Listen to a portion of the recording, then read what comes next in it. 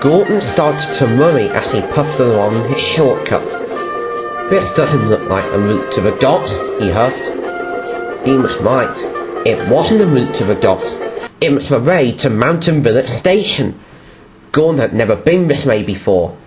Then, in the distance, he heard a faint engine whistle from behind him. "Stanley must be coming this way," he huffed to himself. "I can't let him see what I'm doing. I must race ahead." But the whistle in question belonged to Edward, but it was so far away Gordon couldn't hear properly, so he thought it was Stanley's.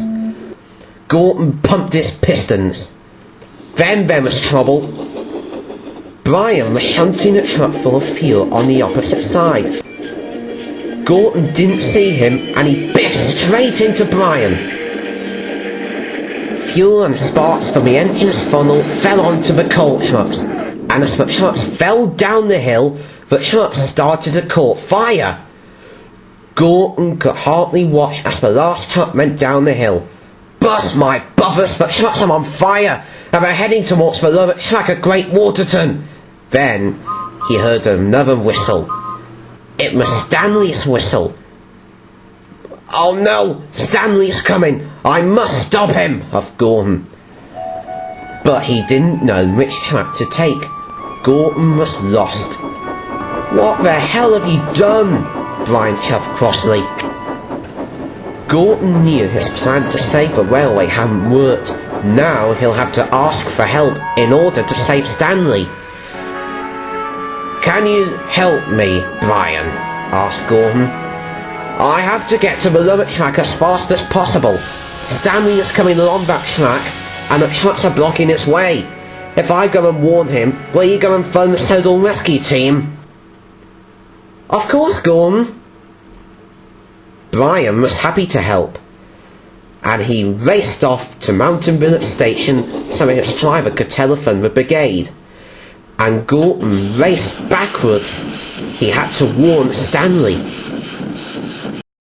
At the yard, Red, Sheriff, Mater and Tom were all waiting patiently for the alarm go off. Tom felt very proud. He had been chosen especially to take John to the accident site of the training exercise. "Any second now," he said, and then the alarm went off. "Ah, about time too," said Sheriff. "Okay, team, let's get this show on the road. Fire at lower track from Great Waterton." "Hang on a minute, Sheriff. That's at Great Waterton, not at Knapford," said Mater. "Well, fire or no fire, we have to attend to it anyway. We'll have to hold up the training exercise until later." And everyone set off to the rescue. At last, Gordon puffed on to the lower track. He could see that trucks had rolled across Stanley's line, and the fire was getting bigger by every second. Then he saw Stanley chuffing round a bend. Gordon blew his whistle long and loud. "Stop, Stanley! Stop!" Stanley applied his brakes and screeched to a halt just in front of the fire trucks.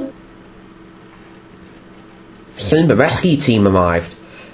The fire was put out and the track was cleared in no time. "Well done, team. Knock off and make up," said Sheriff. "What I don't understand," said John, "is how did a fire started and how did the trucks get here in the first place?" Gordon felt very silly. "I'm sorry, everyone. That was all my fault. I wanted to get rid of a bad coal that gave me boiler pains and broke me down a few days ago. But it didn't work out." Stanley was shocked. "Gordon, that wasn't a bad dusty coal. That was new high quality coal. I was delivering it this morning. The old ones were already gone before you came back." "Now look what you've done," said Stanley. "And the reason you broke down is because something broken inside your boiler, and that was your water pipe. And it's nothing to do with coal, Gordon, even though you had quite a lot. And now you've held up a training exercise. But not only that, now there'll be no coal at Knapford," said Sheriff crossly. Gordon felt terrible. He had wanted to save a railway, but it didn't work out. Then he had an idea. Can't we use wood to burn our fires? It burns well in fires as well as coal. I'll go and collect it from the forest, and then Natford can have something. That's a good idea, said Sheriff, but you'll need it for the training exercise. Ah, that's when I got Stanley, said Gordon. Stanley, can you take my place, please? I need to put things right. Stanley was delighted. Thank you, Gordon, whistled Stanley. Right, come on everyone, said Sheriff. Next duty, Operation Blunder Train. Gordon had a lot to do. He delivered the wood chippings and wood to Natford Station. Lisa was there waiting for her coal. Thank you for delivering the coal, Gordon, said Lisa, feeling relieved. I've been worried. I thought I was going to be here all day. After training exercise, everyone was doing a good job. John lifted everyone back on. The workmen knew what to do. Everything was perfect. That evening, the Fat Controller came to Natford Station to see Gordon. He was very cross. Gordon, he boomed, you have caused confusion and delay. Luckily, you know how to put things right. And it's kind of you to let Stanley take your place, he added sternly. I'm sorry, sir, Gordon huffed. Trying to save a railway by yourself isn't as easy as I thought, he shoved. In future, I'll leave stuff where they should be. And I won't take shortcuts either. Good for you, Gordon, wheezed Stanley happily.